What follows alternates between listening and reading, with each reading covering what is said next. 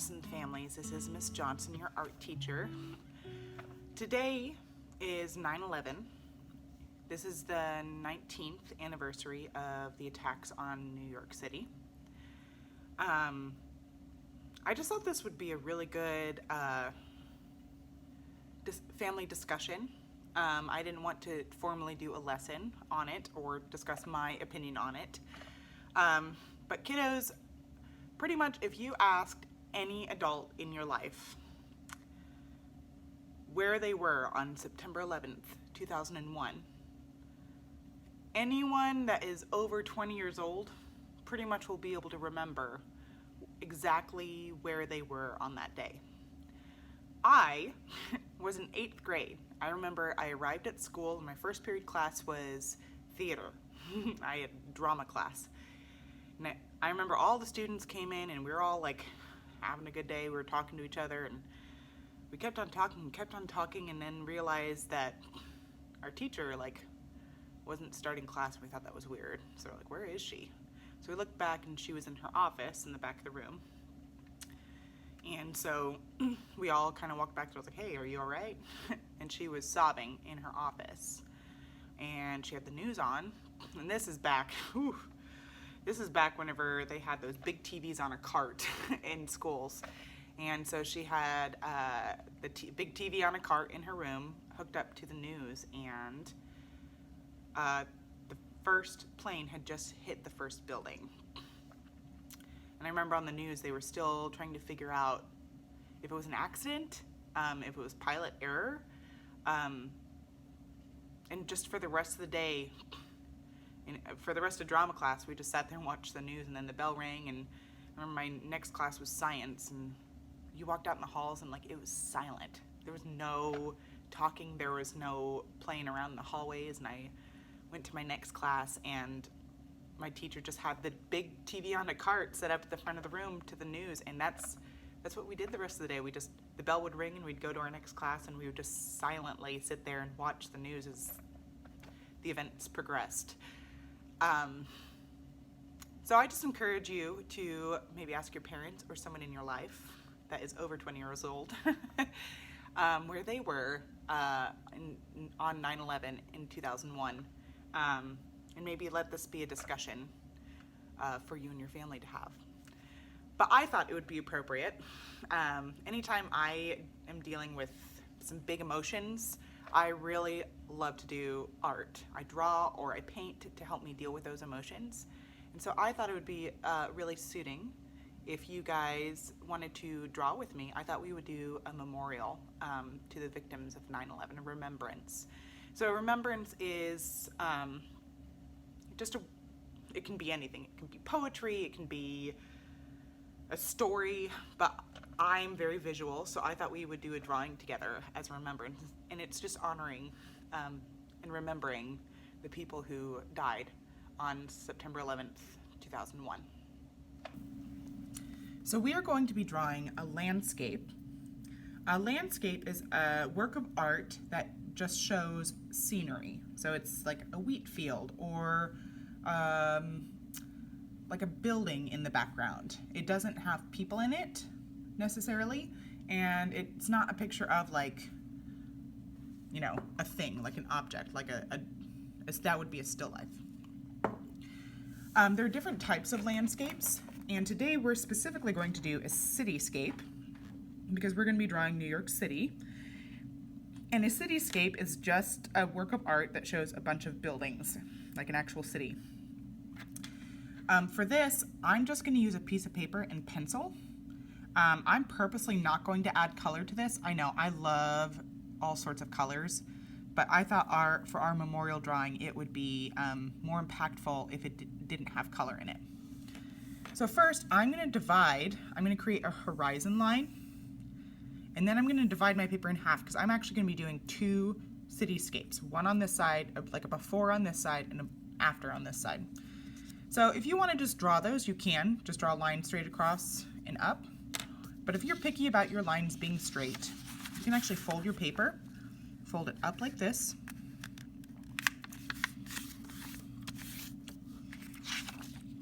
unfold it, and then just fold it the other way.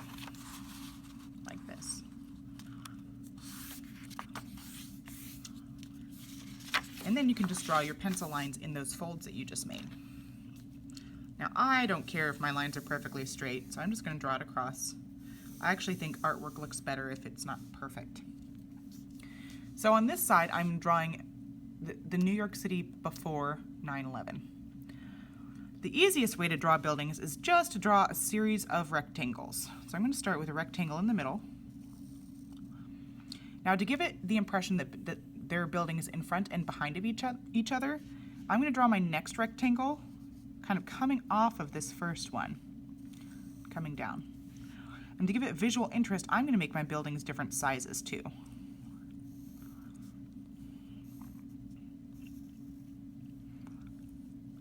Again, if you would like to look up an actual picture of New York City to get these buildings accurate, you can. You do not have to.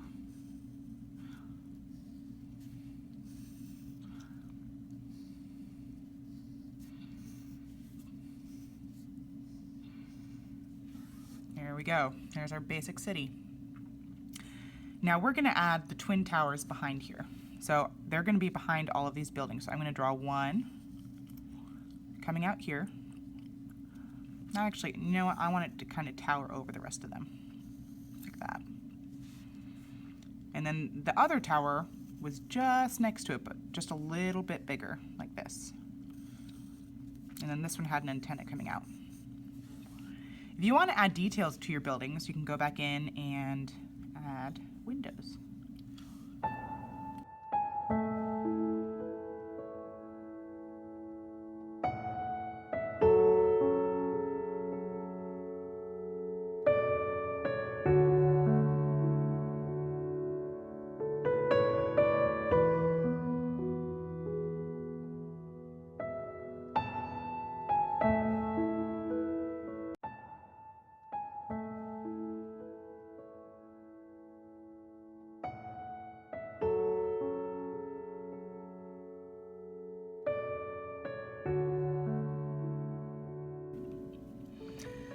All right, so I've got my buildings done.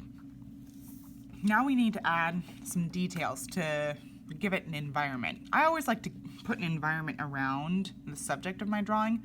The subject is the main focus. So the main focus is these two buildings, right? I gave them emphasis by putting them in the center of the drawing and making them taller than all of the other buildings. But right now it's just a bunch of random buildings floating on a piece of paper, right? So we're going to add some background to it. Now, New York City is on a river, so we can give the impression of some water down here by maybe giving it some squiggly lines, right? Making it look like water.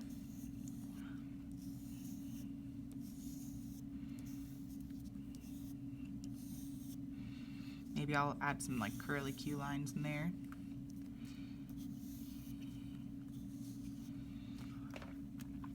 And I can make some of these darker if I want, just to give it some variety.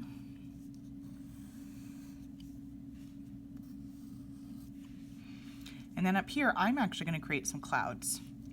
Now my clouds, I just kind of give it some fluffy, bumpy lines. And I'm going to actually make them kind of coming behind the building, so again, it gives it the impression that it's behind the building. Some of my clouds can even like be behind my other clouds if I want.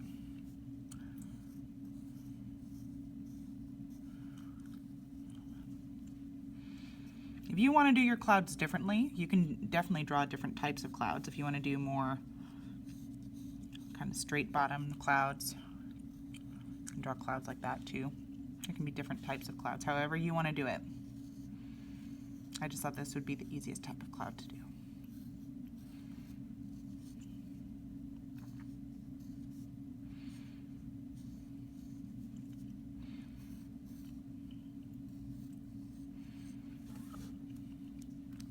So now we're going to draw the same buildings over here.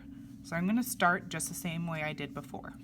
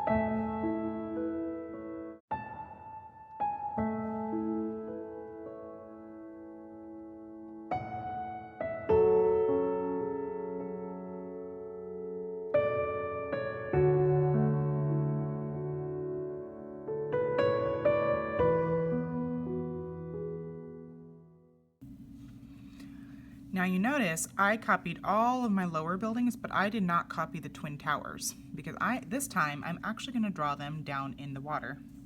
So I'm just going to do a mirror image of that.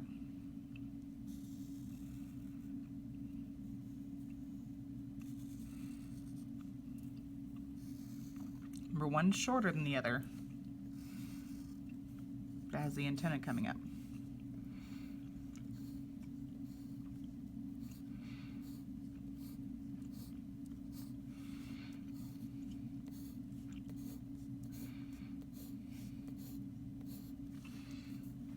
Now, I outlined these buildings up here to help emphasize them, and I'm not going to do that to these. I want it to almost be like a mirror image, so I might even like shade them in a little bit. So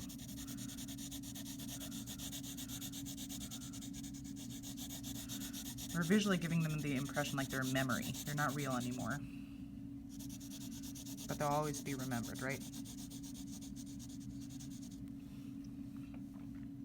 And then I'm just going to draw the water on top.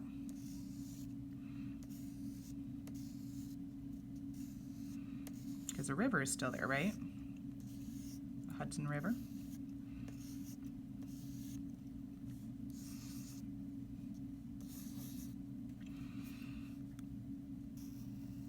I might give it a little bit, some of the water lines I might make a little bit darker to make it look like the water's on top of the towers, right?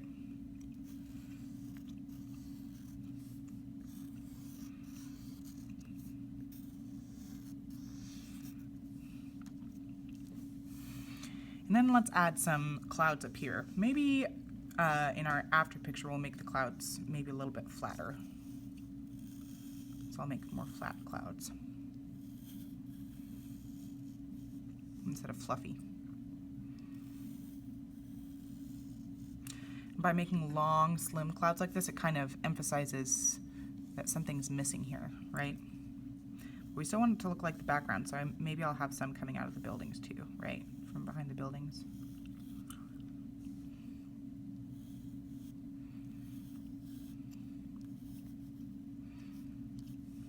Maybe some of them are coming off the page.